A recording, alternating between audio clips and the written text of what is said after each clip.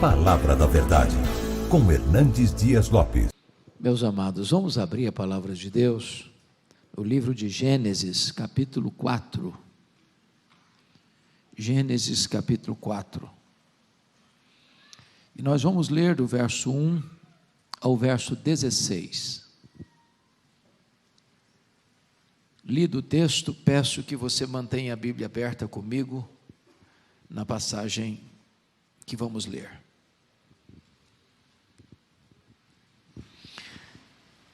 Coabitou o homem com Eva, sua mulher. Esta concebeu e deu à luz a Caim. Então disse: adquiri um varão com o auxílio do Senhor. Depois deu à luz a Abel, seu irmão. Abel foi pastor de ovelhas e Caim lavrador. Aconteceu que no fim de uns tempos trouxe Caim do fruto da terra uma oferta ao Senhor. Abel, por sua vez, trouxe das primícias do seu rebanho e da gordura deste. Agradou-se o Senhor de Abel e de sua oferta, ao passo que de Caim e de sua oferta não se agradou. Irou-se, pois, sobremaneira Caim e descaiu-lhe o semblante. Então lhe disse o Senhor: por que andas irado e por que descaiu o teu semblante? Se procederes bem, não é certo que serás aceito. Se todavia procederes mal, eis que o pecado jaz à porta. O seu desejo será contra ti, mas a ti cumpre dominá-lo. Disse Caim a Abel, seu irmão: vamos ao campo. Estando eles no campo, sucedeu que se levantou Caim contra Abel, seu irmão, e o matou. Disse o Senhor a Caim: onde está Abel, teu irmão? Ele respondeu: não sei. Acaso sou eu tutor de meu irmão? E disse Deus: que fizeste? A voz do sangue de teu irmão clama da terra a mim. És agora, pois, maldito por sobre a terra, cuja boca se abriu para receber de tuas mãos o sangue de teu irmão. Quando lavrares o solo, não te dará ele a sua força. Serás fugitivo e errante pela terra. Então disse Caim ao Senhor: é tamanho o meu castigo que já não posso suportá-lo. Eis que hoje me lanças da face da terra, e da tua presença hei de esconder-me. Serei fugitivo e errante pela terra. Quem comigo se encontrar me matará. O Senhor, porém, lhe disse: assim qualquer que matar a Caim será vingado 7 vezes. E pôs o Senhor um sinal em Caim, para que o não ferisse de morte quem quer que o encontrasse. Retirou-se Caim da presença do Senhor e habitou na terra de Nod, ao oriente do Éden. O tema que eu quero tratar com os irmãos nesta noite é: cuidado com os seus sentimentos. Cuidado com os seus sentimentos. Matthew Henry, ilustre comentarista bíblico, disse que neste capítulo, neste episódio, nós temos o mundo e a igreja dentro de uma mesma família. Nós temos Caim e temos um Abel numa mesma família. Esse texto é soleníssimo, porque ele alerta a você e a mim que o nosso maior problema não está fora de nós, está dentro de nós. O nosso maior inimigo não é o outro, somos nós mesmos. No capítulo 3, nós percebemos que Adão e Eva são vencidos pelo diabo. Mas neste capítulo, Caim é vencido pela carne. No capítulo 3, Eva é seduzida a pecar. Mas no capítulo 4, Caim não aceitou ser dissuadido do seu pecado, nem mesmo por Deus. Na verdade, ele não vai confessar o pecado, nem vai aceitar a disciplina divina. Eu queria então tratar desse assunto com os meus irmãos à luz desse texto, trazendo aqui algumas lições muito importantes para a nossa reflexão. Primeira lição do texto: temos que ter cuidado com os nossos sentimentos, porque eles são muito perigosos e eles transpiram dentro da família. Esse texto, meus irmãos, é uma refutação clara de uma filosofia muito popular nos nossos dias, já estabelecida por John Locke. Vejam vocês, que John Locke dizia que o homem é uma tábua rasa, uma folha em branco. O homem é produto do meio. Mas vejam comigo, que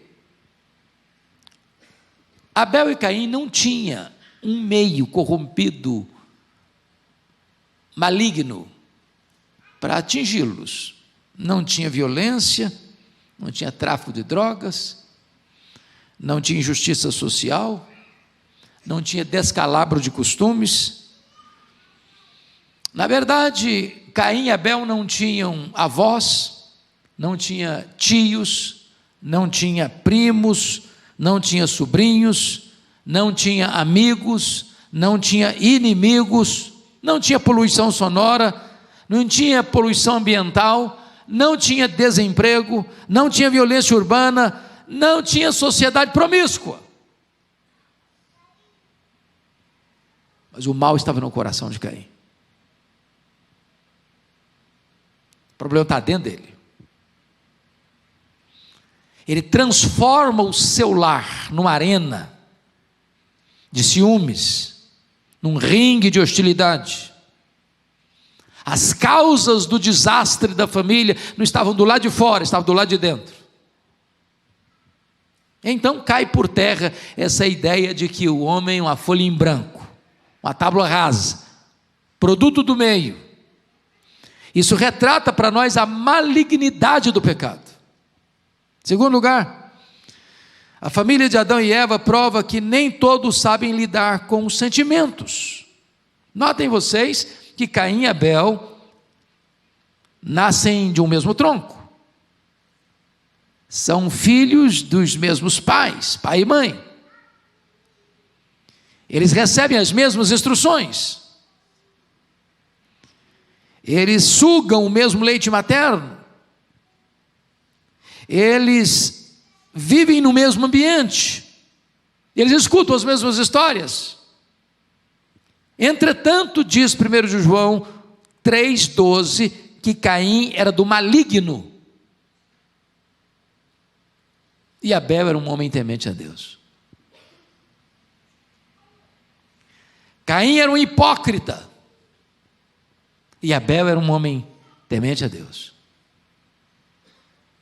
Caim tinha uma falsa religião. Abel tinha uma religião verdadeira.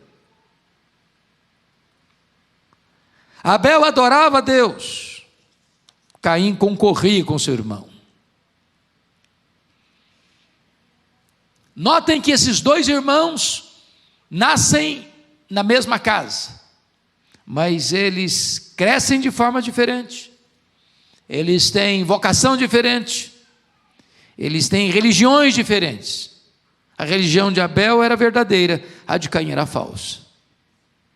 O que é curioso é que quando os meninos nascem, nasce o Caim, o primogênito, e recebe o nome possessão, ou adquirido por Deus. Esperança dos pais está ali. Talvez até pensando que já era o cumprimento da promessa do Messias. Quando nasce Abel, dá-lhe o nome de sopro, ou vaidade, passageiro.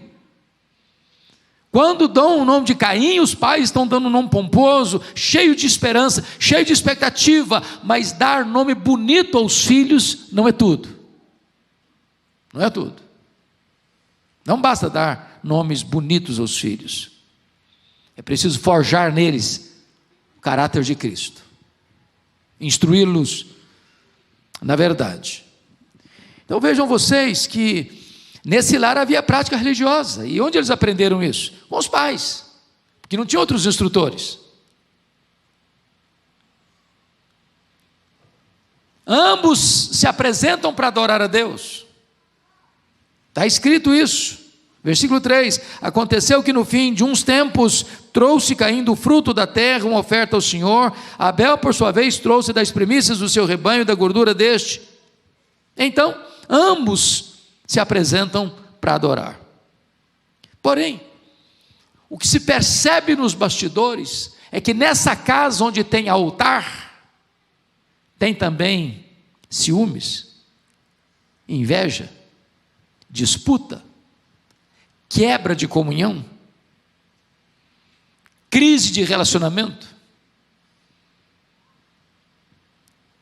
mágoa congelada, insatisfação em ver o sucesso do outro. Nesse lar tem gente mal-humorada, gente que tem um vulcão no coração, gente que o semblante está descaído, o coração envenenado de ira, com o peito encharcado de ódio, e a vida deixa de ser uma celebração. Nesse lar havia uma inveja avassaladora, porque o texto diz que Deus rejeitou Caim e a sua oferta, não se agradou de Caim e de sua oferta, enquanto Deus se agradou de Abel e da sua oferta. E aqui entra uma disputa de Caim, e diz o texto que ele fica irado, e não é só irado, versículo 5 diz que irou-se sobremaneira, e descaiu seu semblante. E notem vocês que nós chamamos isso de inveja. Inveja é pior que ódio. Sabe por quê? Porque uma pessoa que tem inveja da outra, ela não suporta que a outra tenha qualquer vantagem em relação a ela. Foi a história do Saul e do Davi. Se você ler o primeiro livro de Samuel atentamente, uma música foi a causa da loucura de Saul. Uma música que fez sucesso nas paradas da FM de Israel. Saul matou seus milhares, Davi os seus 10 milhares, isso perturbou a alma dele. Nunca mais ele teve saúde emocional. Nunca mais. Porque na cabeça do Saul, ninguém podia ser mais prestigiado do que ele. O invejoso ele quer não o que o outro tem. O invejoso não quer que o outro tenha. O problema do irmão do pródigo. Ele não suportava a ideia de que o irmão pudesse ter.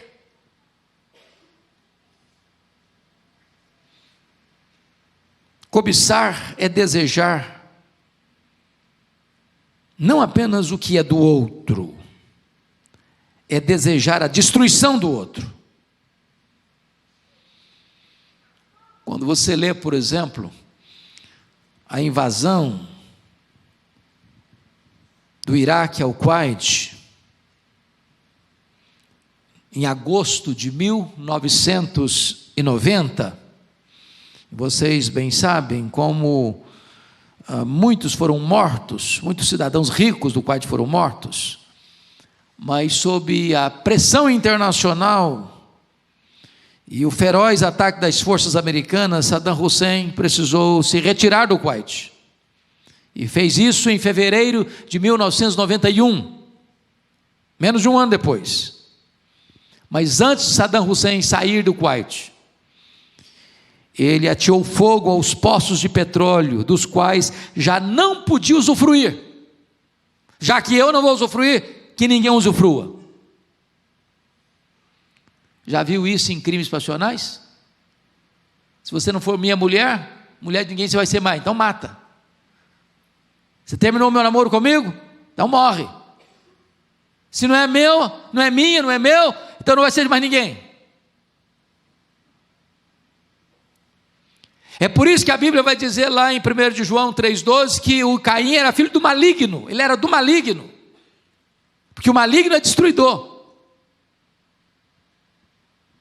Ele não suporta ver o sucesso do outro, ele não suporta ver o bem do outro, ele não suporta que o outro seja na frente dele. Essa é a famosa lenda da cobra e do vagalume. A cobra começou a perseguir o vagalume, e o vagalume pulando aqui para ali, dali para acolá, tentando se livrar do ataque feroz da cobra. Cansado de tanto fugir, o vagalume para e pergunta para a cobra assim: bom, antes de ser destruído, eu posso fazer pelo menos 3 perguntas? A cobra diz: tá bom, faço concessão, vamos lá. Primeira pergunta: eu te fiz algum mal para você estar me perseguindo? A cobra diz: não, você não fez mal nenhum para mim, não. Segunda pergunta: eu faço parte da sua cadeia de alimentação para você estar me perseguindo? A cobra diz: não, você não faz parte da minha cadeia de alimentação também não. Terceira pergunta: então por que você quer me destruir? A cobra respondeu: porque eu não tolero ver você brilhar. Eu não tolero ver você brilhar. Esse é o ciumento. É uma doença terrível, é um pecado terrível. Segundo lugar, irmão, segunda lição do texto: os sentimentos perigosos, eles são tão sutis, e por isso temos que ter cuidado com eles, que eles transpiram até na hora da adoração. E a adoração é a maior prioridade da nossa vida. Não é missões que é a maior prioridade da vida, é adoração. Porque missões acontecem para que todos os povos adorem a Deus. O fim último não é o homem, é Deus, é a glória de Deus. O fim principal do homem é glorificar a Deus e gozá-lo para sempre. E a missão mais nobre do homem, mais importante do homem é a adoração. Mas notem, que antes de Deus aceitar a nossa adoração, Ele precisa aceitar a nossa vida. Não tem performance, não tem desempenho, não é quão brilhante você foi no palco, não é quão afinado você cantou, não é quão generosa foi a oferta que você depositou, não quão eloquente foi o sermão que você pregou. Deus requer primeiro vida. E vejam vocês que o texto diz graficamente que primeiro Deus agradou-se de Abel e depois Deus agradou-se da oferta de Abel. Primeiro Deus rejeitou Caim, depois Deus rejeitou a oferta de Caim. É o pacote, é o conjunto. A vida vai primeiro que a oferta, é a essência da oferta. É por isso que a Bíblia diz lá em Provérbios 21, 27, que o sacrifício do ímpio é abominação para Deus. E é nesse sentido também que Jesus Cristo disse que Deus é espírito, e importa que os seus adoradores o adorem em espírito e em verdade. E note você que espírito aí não é com letra maiúscula, é com letra minúscula. Quando o texto diz adorar em espírito e em verdade, significa, em espírito significa de todo o seu coração, sinceramente, não de forma hipócrita.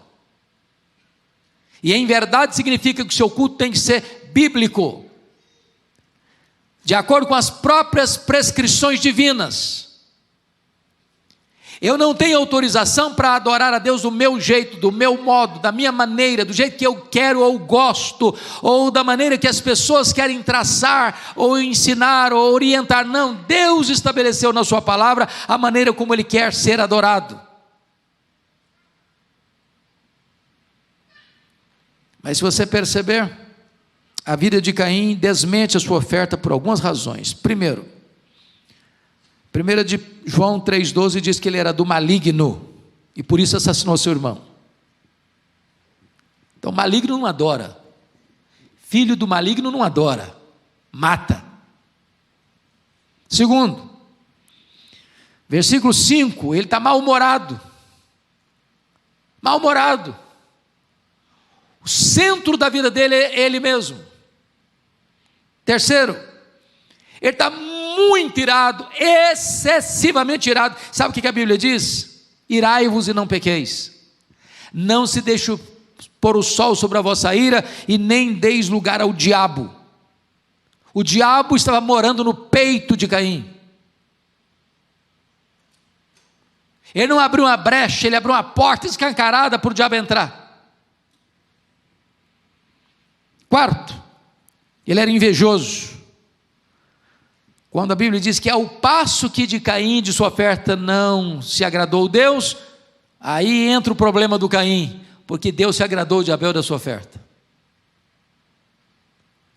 Talvez se Deus tivesse não se agradado de Abel e da sua oferta, o Caim não estaria na crise que está. Porque o projeto dele não é agradar a Deus, o projeto dele é concorrer com o irmão. Quinto, versículo 7, ele tinha mau comportamento ou mau procedimento, e Deus disse: se procederes bem, não é certo que serás aceito. Ou seja, o que importa para Deus não é aquele ato apenas de estar ali no altar, é o que aconteceu até ao altar.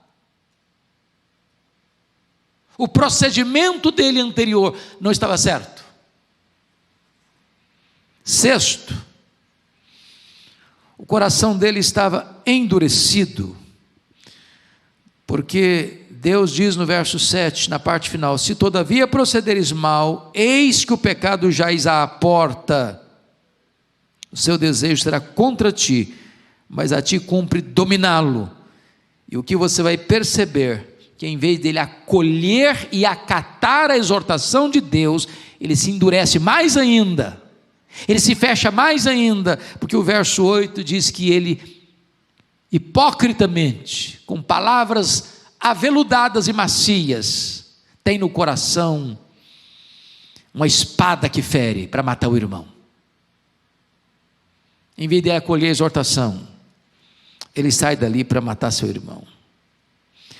Se você perceber, a oferta de Abel é a oferta de um adorador humilde.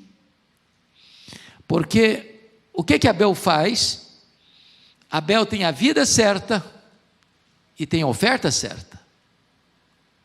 Ele traz das primícias do seu rebanho. E certamente Adão e Eva já tinham contado para eles, os filhos, de como Deus os vestira no Éden. Um animal foi sacrificado, sangue foi derramado, para que eles fossem convenientemente vestidos. Deus fez roupas de peles de animais, e aquilo não é apenas uma roupa mais chique do que folhas, ou mais duradoura do que folhas. Ali estava a base, a semente, o germe, o nascedouro da doutrina da expiação,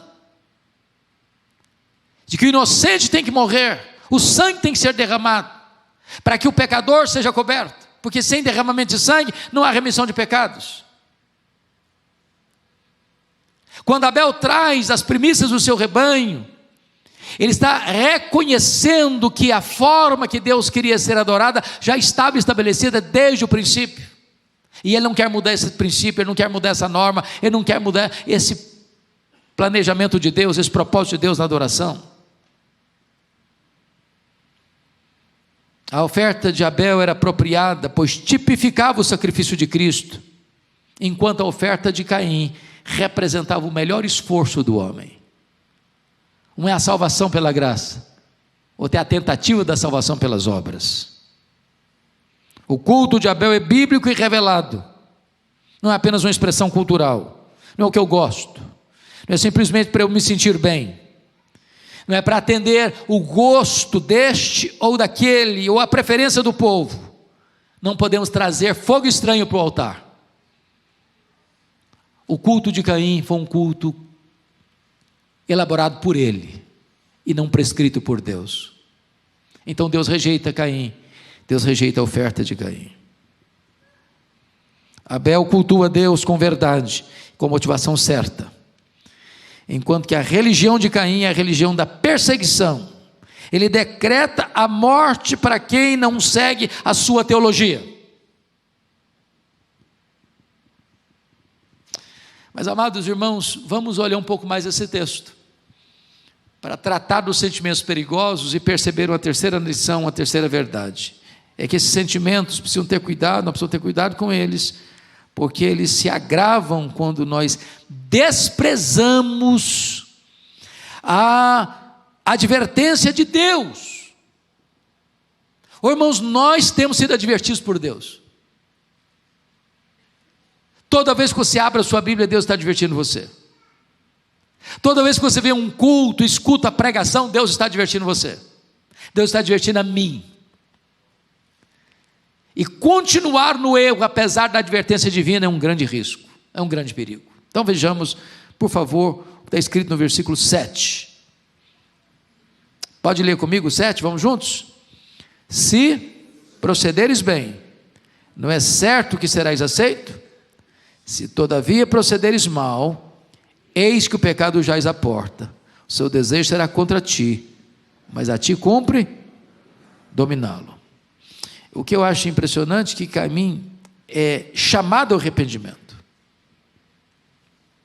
Deus avisa, Deus exorta, Deus alerta, Deus acende a luz vermelha, Deus bota luzes e outdoors na estrada dele. Meu filho, não faça, não vá. Meu filho, muda. Meu filho, volta. Meu filho, não prossiga. Meu filho, não se afaste. E Deus está alertando e alertando e alertando. E em vez de Caim fugir do pecado, ele consuma o pecado.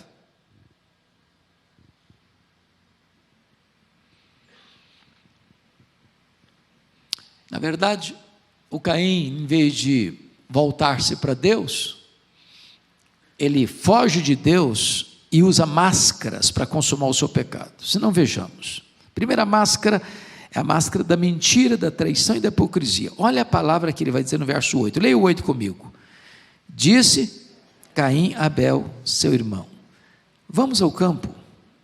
Estando eles no campo, sucedeu que se levantou Caim contra Abel, seu irmão, e o matou. Meus irmãos, notem vocês uma coisa. Quando um irmão convida o outro a ir ao campo, ambos, um era pastor, o outro era agricultor, lavrador. Ambos trabalhavam onde? No campo. Dizer ao irmão: vamos ao campo, vamos comigo, somos irmãos, somos amigos, estamos juntos. Tem palavra doce nos lábios, mas tem intenção maligna no coração. É o disfarce, é a hipocrisia, é o pecado agravado ainda mais, porque se usa o engano, e usa a palavra para enganar, para mentir, para falsear a verdade, para ludibriar, para criar um fato novo. Isso é gravíssimo. E notem que ele está odiando Abel, não porque Abel praticou mal contra ele, porque Abel praticou o bem. Ele não está querendo matar o Abel porque o Abel está errado, ele está querendo matar o Abel porque o Abel está certo. O que incomoda o Caim não são as virtudes do Abel, não são os defeitos do Abel, são as virtudes do Abel. Em vez de ele imitar Abel, ele quer eliminar o Abel. Em segundo lugar, a máscara da violência. Caim matou Abel sem que Abel soubesse que estava indo para uma armadilha e sem que Abel pudesse se defender. Ele se levanta abruptamente. O Abel está indo como um cordeiro para o matadouro. Terceiro, a máscara da crueldade. Ele se levantou não contra o inimigo, contra o irmão. E ele ainda é dissimulado. Porque, sabe o que é curioso? Ele matou no campo. Naquela época tinha 4 pessoas no planeta. Tinha Adão, tinha Eva, tinha Caim, tinha quem mesmo? Abel. Ele comete um crime sem testemunha. O texto não diz o que ele fez com o corpo do Abel. Talvez enterrou. Ou talvez deixou lá para uma besta fera comer. E ele voltou para casa. Numa boa. Como há pouco tempo eu li, pastor Ival, aqui em São Paulo, de um matador de aluguel, que recebeu um valor para matar uma pessoa, porque ele não sabia quem era, nunca tinha falado mal dele, nunca tinha feito mal para ele, mas recebeu a grana. Chegou lá, deu 5 tiros na pessoa, foi para casa, tomou um banho, jantou, dormiu. Não há culpa, nenhum drama de consciência. E agora diz o texto que Deus do céu troveja os ouvidos de Caim e diz: Caim, onde está teu irmão Abel? Cadê o cara? Ah, mas eu não sei. Ué, cadê o homem? Ele é adulto. Sou tutor dele não. Não tem testemunha. Queima de arquivo. E aqueles pecados que são feitos jeitosamente, no escuro, no anonimato, longe das vistas humanas, não podem ser escondidos de Deus. Deus viu Adão e Eva comerem do fruto. Deus viu o Caim assassinando Abel. Deus viu Acã roubando os objetos proibidos em Jericó. Deus viu Davi na cama do adultério. Deus viu o Davi mandando matar Urias. Deus viu, Deus vê, Deus sabe, Deus conhece. E por isso é que esses pecados não podem ser o quê? Encobertos. E eu quero concluir dizendo para você que a maldição do pecado é um terrível peso sobre o transgressor. Você pode ler comigo aí o versículo de número 13, por gentileza? Vamos juntos? Então disse Caim ao Senhor: é tamanho o meu castigo que já não posso suportá-lo. Vejam vocês que nenhum arrependimento. Nenhum arrependimento. Ele está preocupado com quem aqui? Com ele mesmo.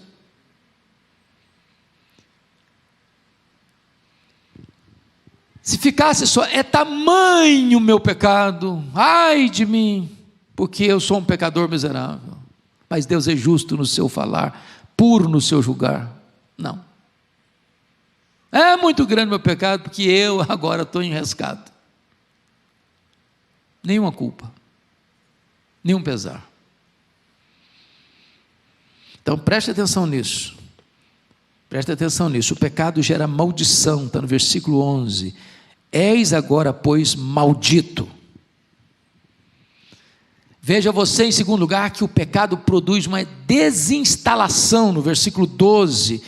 Quando lavrares o solo, não te dará ele a sua força, serás fugitivo e serás errante pela terra.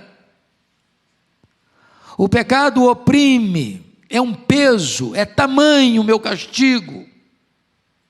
E mais, notem você, ele não vai ficar livre nunca dessa culpa, porque o verso 15 diz: o Senhor, porém, lhe disse: assim qualquer que matar Caim será vingado 10 vezes, e pôs o Senhor um sinal em Caim. Eu não sei que sinal é esse, e a Bíblia não revelou. Poucos dias o pastor vai pregar um sermão aqui, Deuteronômio 29, é o seguinte: o que está revelado é para nós, o que não está, deixa com Deus. A gente não conhece nem o que está revelado, para que fiquem especulando o que não está revelado? Que marca é essa eu não sei. Mas era uma marca, e eu acho que toda vez que Caim olhar para a marca, eu pequei. Toda vez que eu olhar para a marca, eu matei meu irmão. E mais do que isso, veja comigo aí por gentileza, ele é banido da presença de Deus. Versículo 16, retirou-se Caim de onde?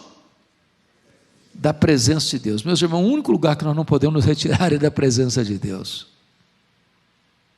Você pode morar num deserto, se você está na presença de Deus, você está seguro. Você pode morar num buraco, você está na presença de Deus, está seguro.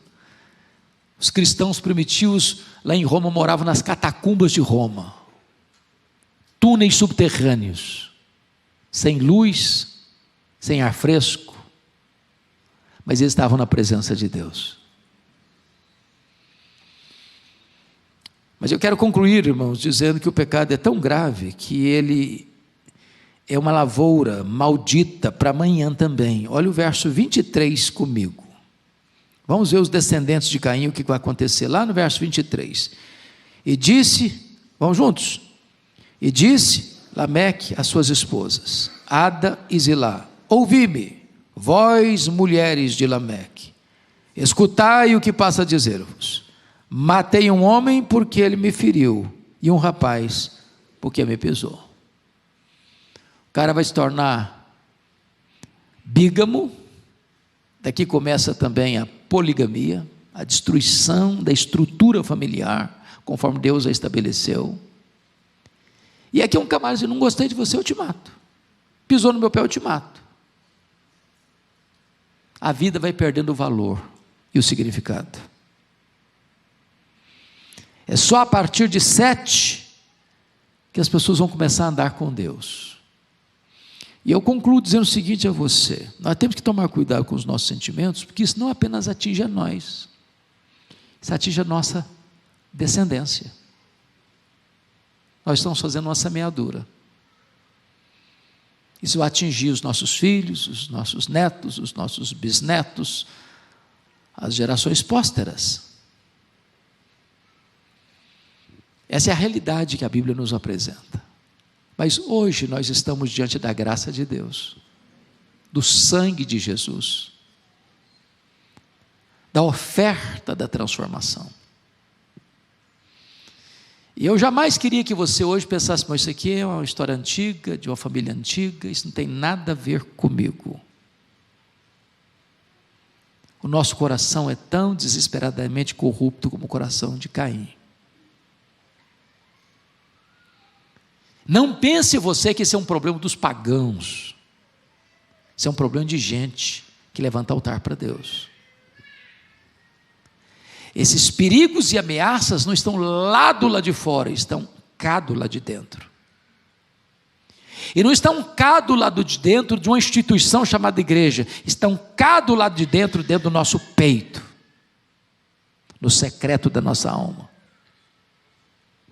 E hoje Deus quer tratar com você e comigo. Se há uma nesga de mágoa, de ciúmes, de inveja, de ira, se nós estamos cultuando a Deus, mas o centro de tudo é a nossa própria pessoa, se nós não suportamos ver o outro se destacar, porque o centro do mundo parece ser a nossa própria vida, hoje precisamos ser tratados por Deus, sermos libertos por Deus, de sermos curados por Deus, para que sejamos aceitos e o nosso culto seja recebido e a nossa descendência seja santa, que possa cultivar um relacionamento pessoal com Deus. Vamos orar juntos. Deus está aqui. Ele é o Deus de toda graça. Ele é o Deus que perdoa, Ele é o Deus que restaura, Ele é o Deus que faz novas todas as coisas.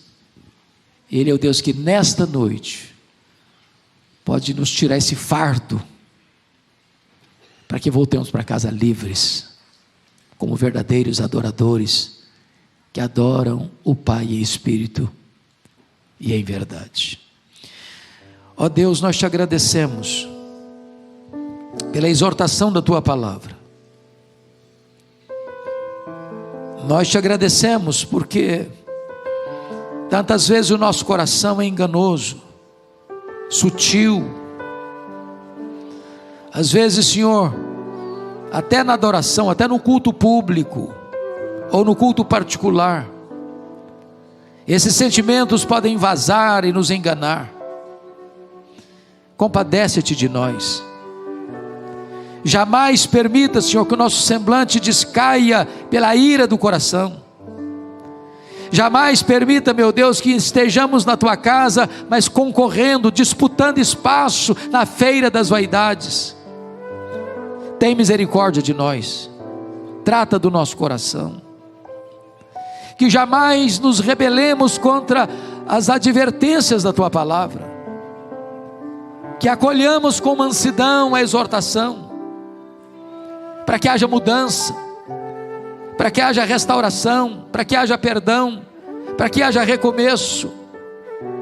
Queremos comportarmos-nos bem, Senhor, para sermos aceitos. Não nos lances da tua presença, porque o que será de nós se não tivermos a tua presença? Então, Deus, perdoa-nos, lava-nos com o sangue do Cordeiro, tira a mancha, tira a mácula, tira a culpa, tira o pesar, tira a dor, tira a tristeza, Senhor. Traz a alegria da salvação, traz a alegria da comunhão, traz a alegria, meu Deus, de estarmos juntos como povo, como família da fé, adorando aquele que é a razão da nossa vida, o nosso glorioso Redentor Jesus. Muito obrigado por estarmos juntos nesta noite, pela obra da tua graça, em nome de Jesus. Aleluia. Amém.